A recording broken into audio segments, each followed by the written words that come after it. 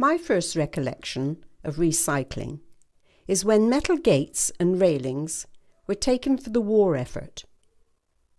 My father was a keen gardener, and he produced fruit, vegetables, eggs and poultry all year round. The old tin bath housed the rhubarb. Vegetable peelings fed the chicken, and we regularly collected horse manure for fertiliser. The only tins in my mother's kitchen were for baking. That is, until our neighbour's house was used to billet about 30 American soldiers. They traded their tinned food for fresh veg. I still remember the peaches and peanuts. We hadn't the benefits of air travel, computers, mobile phones, or plastic bottles, but we had no fear or threat of global warming or greenhouse emissions. My father taught 3 generations to respect and love nature and the countryside.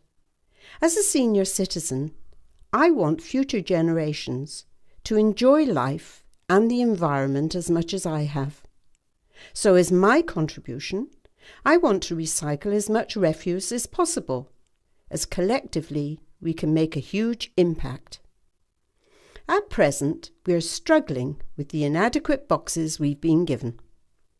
To keep the recycling dry, my box has to be stored in the garage.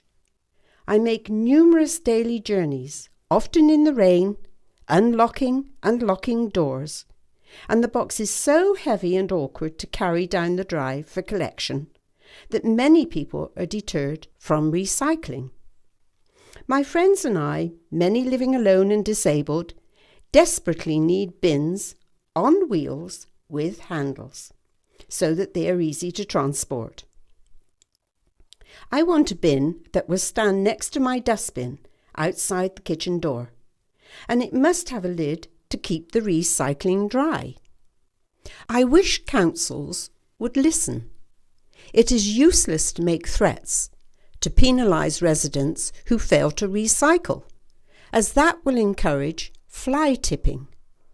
To get public support and increase recycling, our services need to be cheap and convenient. Councils need to remember the many elderly and disabled residents in their areas and enable them to make a substantial contribution. There is a Kenyan proverb: "We do not inherit the earth from our ancestors, we borrow it from our children."